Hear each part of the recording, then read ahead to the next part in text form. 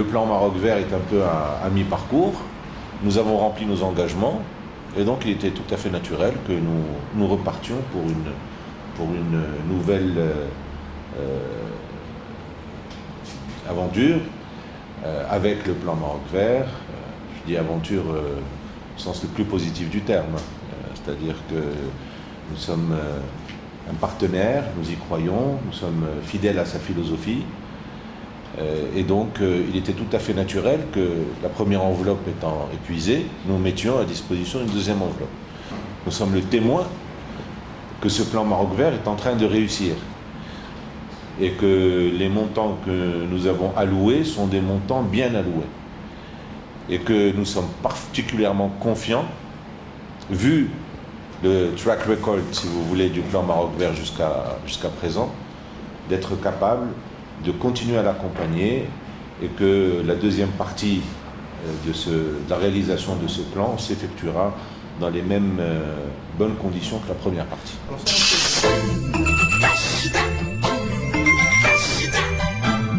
Et donc, aujourd'hui, je me suis, alors si je peux dire en ma qualité de président de la banque, je me suis forgé une opinion sur ce plan Maroc vert.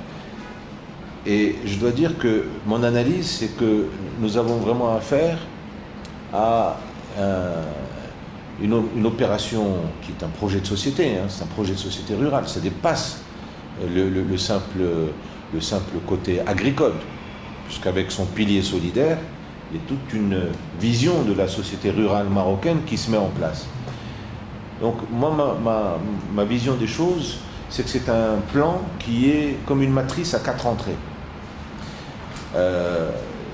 Et il faut en permanence, si on veut pouvoir l'accompagner avec efficacité, il faut en permanence jongler avec ces 4 dimensions de la matrice. La première dimension est évidemment une dimension de filière interprofessionnelle. Et donc il faut comprendre ce qui se passe dans les filières. Filière céréalière, filière oléicole, filière agrumicole, filière laitière, viande blanche, viande rouge, etc. Donc il y a une logique de filière qu'il faut comprendre.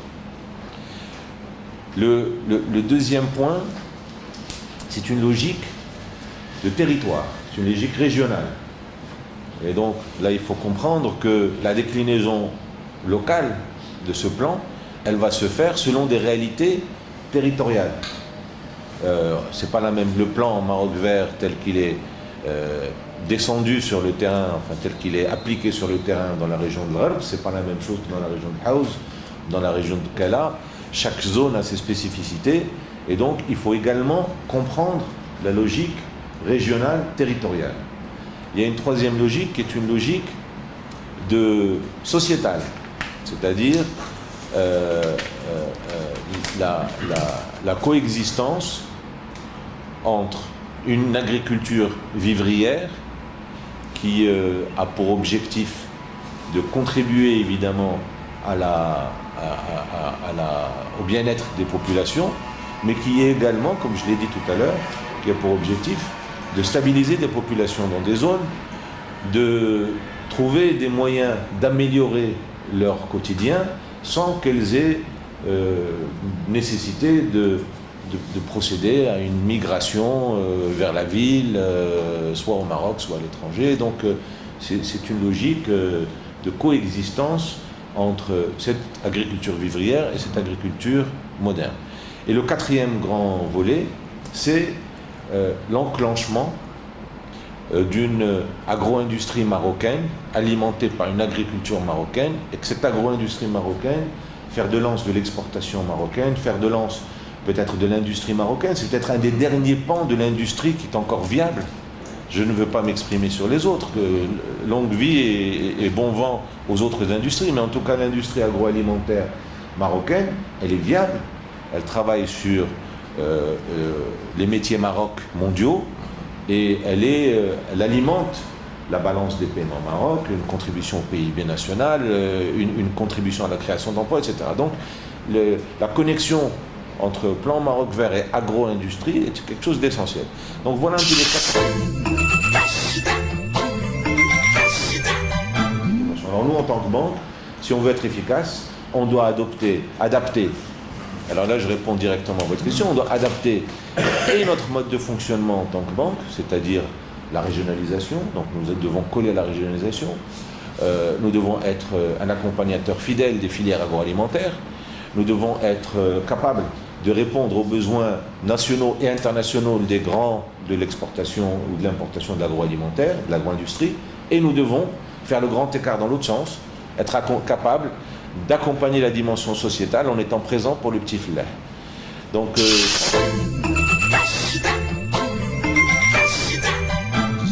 ce que je peux vous dire, c'est que sur la partie régionale, il s'avère quelques années plus tard, et je crois que ça a été corrigé en cours de route, qu'il y a un vrai effort à faire sur, par exemple, les zones oasiennes. C'est pour ça qu'a été créée l'agence spécifique. Donc il y a un besoin spécifique là-dessus. Il y a aujourd'hui un travail qui est en train d'être fait sur les zones de montagne. Vous savez que moi j'ai souvent l'occasion de parler avec les agriculteurs des zones de montagne. C'est des gens à la fois d'une extrême noblesse et en même temps c'est des gens qui sont parfois presque dans une grande comment dire, peine, parce que, ou presque souffrance, parce que, prenez la problématique de l'eau. Ce qu'ils vous diront en permanence, c'est que l'eau vient de chez nous, parce que l'eau descend des montagnes, hein, c'est le ruissellement des eaux des neiges, le ruissellement des eaux des sources, qui descend des montagnes, et qui va vers la plaine, parfois sans s'arrêter, au niveau des zones d'agriculture prémontagneuse. Et donc, je sais qu'il y a un plan national, ça c'est pas une analyse que je fais, là, c'est la palissade, hein, que l'eau descend des montagnes et ne s'arrête pas. C'est pas ne mettez pas ça comme une trouvaille de Thaler Sissi, ça c'est un constat. Pour votre intelligence. Mais je vous dis simplement, voilà les réalités que ces gens-là vivent.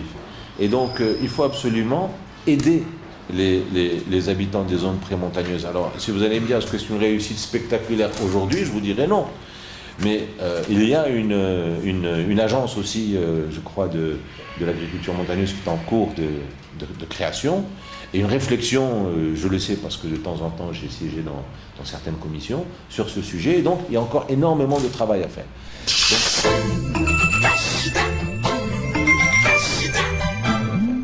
Donc pour rester dans la logique de la déclinaison des 4 points de la matrice, donc on a parlé donc de la partie agro-business, on a parlé de la partie régionale. Voyons un petit peu la partie des interprofessions. Là, je vais par degré d'évidence, si vous voulez. Les interprofessions. Alors, les interprofessions sont toutes en train de se structurer. Et là, vous allez voir, peut-être c'est là où la réussite est la plus spectaculaire, entre le début du plan et aujourd'hui, les filières interprofessionnelles ont toutes connu une très grande maturation dans la structuration, dans l'interpénétration entre l'amont et l'aval, dans la professionnalisation des fédérations, des interprofessions. Donc là, peut-être que c'est pas au Crédit Agricole de distribuer des bons points ou mauvais points, c'est simplement en tant qu'acteur du secteur que je dis, vraiment là j'ai vu des progrès spectaculaires, et on ne pourra pas faire un plan manager fort sans des interlocuteurs forts et des gens même qui peuvent apporter la contradiction, qui sont forts. Pour être fort in fine, il faut que nos contradicteurs le soient aussi. Et donc le fait que des gens dans l'interprofession se soient structurés, la Comadère fait un travail formidable, mais pas seulement la Comadère, les autres acteurs des interprofessions, ça c'est formidable. Alors il reste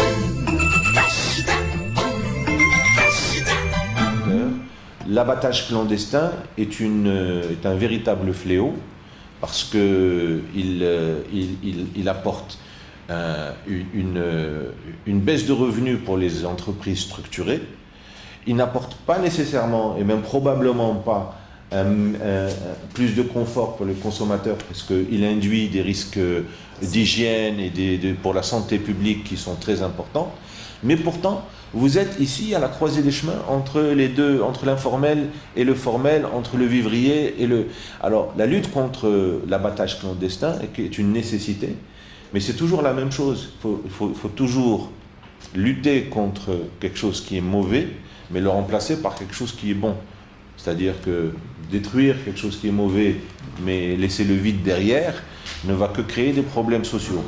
Donc aujourd'hui, c'est pour ça que j'en viens au 4e point, qui est l'agriculture solidaire.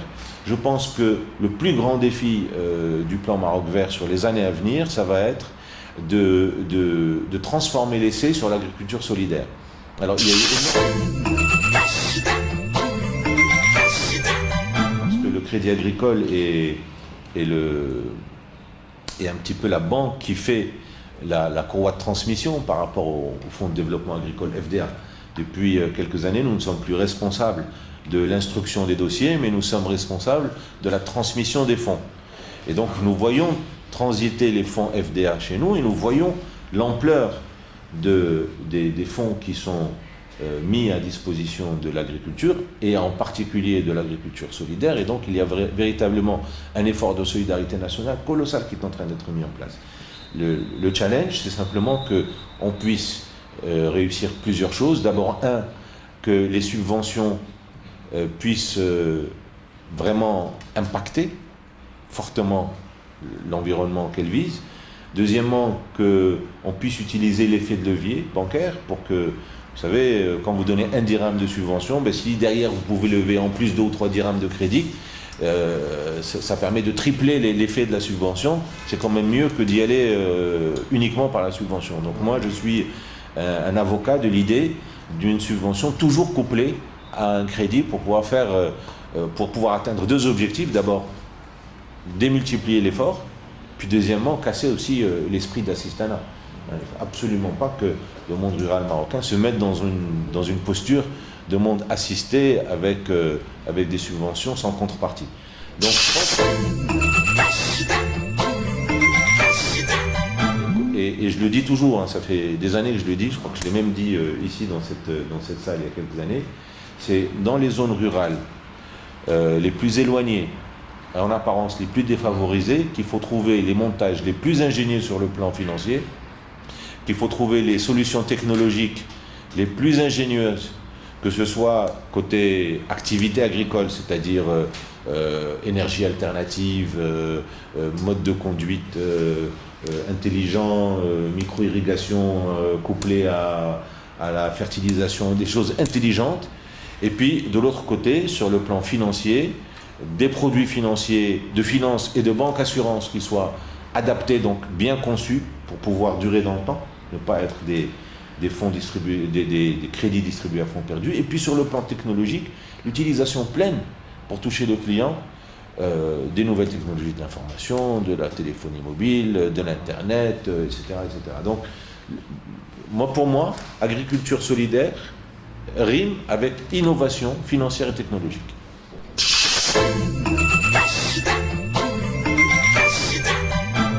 J'ai pas de boule de cristal pour vous dire si la qualité du risque va continuer à se détériorer ou pas. Ce qui est certain, c'est qu'en l'état actuel des choses, vu la crise financière mondiale, les crises économiques mondiales, les entreprises marocaines qui sont exportatrices ont tendance à être en difficulté. Les entreprises marocaines qui sont dans le tourisme ont tendance à être un peu en difficulté. Les entreprises marocaines qui sont dans le secteur textile, etc., ont tendance à être un peu en difficulté.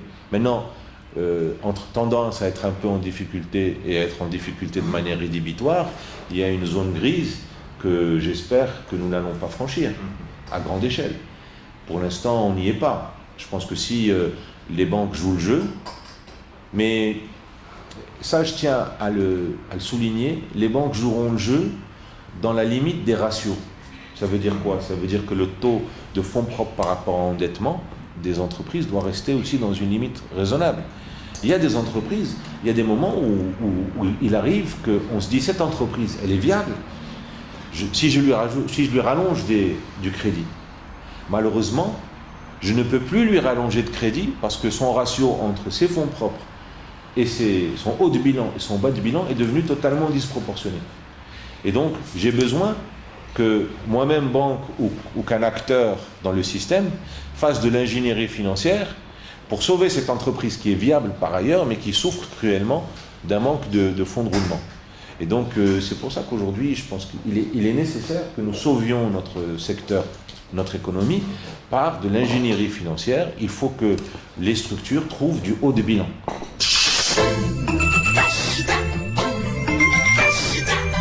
Nous nous sommes fixés comme objectif dans le plan d'action CAP 2016 d'atteindre 2 millions de clients en 3 ans. C'est-à-dire que nous allons doubler notre nombre de clients. Alors évidemment, en utilisant toutes les ressources du groupe. Donc ça va être la clientèle agricole pure, bien sûr, mais également la clientèle de rurale, non agricole, mais en milieu rural, et la clientèle urbaine, en mettant le paquet sur les zones périurbaines. Et notre stratégie, elle est claire. Dans les zones qui sont nos zones historiques, nous sommes et nous voulons rester et renforcer notre position de banque numéro 1. Clair. Dans les zones qui sont des zones périurbaines ou des zones d'urbanisation mais en milieu rural, nous voulons être leaders, avoir une part de marché nettement supérieure à notre part de marché naturelle qui est de 8%, et donc pouvoir atteindre entre 10 et 15% dans ces zones-là. Et puis évidemment les zones urbaines où nous n'avons pas de présence historique, là nous sommes en position extrêmement agressive pour rattraper le temps perdu, parce que là nous n'avons pas notre part de marché naturelle qui est de 8%, nous sommes un peu en retard. Par exemple Casablanca, Rabat, etc., nous sommes en dessous de 8%. Et donc voilà notre stratégie, c'est que nous essayons de rattraper un peu le temps perdu sur les zones urbaines, mais avec agressivité, mais sans mettre d'investissement massif. Vous n'allez pas voir fleurir tout d'un coup des dizaines d'agences dans le centre-ville Casablanca. Ce n'est pas notre stratégie. Par contre, donc comme je vous l'ai dit, il y a 3 zones. Le rural pur, où on est numéro 1, et parfois avec des parts de marché qui vont jusqu'à 60-70%. Le périurbain, que moi j'appelle le périrural d'ailleurs, parce qu'il n'y a pas de raison que... Donc le périrural, on va essayer d'introduire dans la mentalité des gens ce néologisme, parce que c'est beaucoup plus intelligent que de dire le périurbain. Parce que le périurbain, ça veut dire que c'est de la ville vers l'extérieur. Alors qu'en réalité, le périrural, c'est ce qui n'est pas encore la ville. C'est des gens qui ont essayé d'aller en ville, mais qui ne sont pas encore en ville.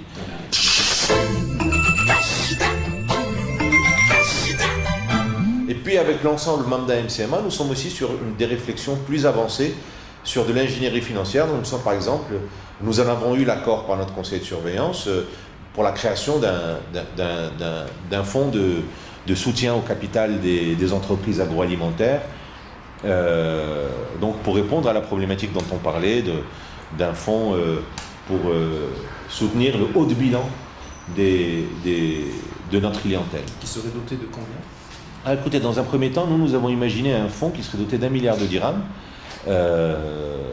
mais qui serait réparti entre la Mamda, le Crédit Agricole, mais d'autres partenaires qui sont également intéressés. Je ne veux pas citer leurs noms ici, qui ont déjà marqué leur intérêt, mais qui doivent le formaliser avec nous.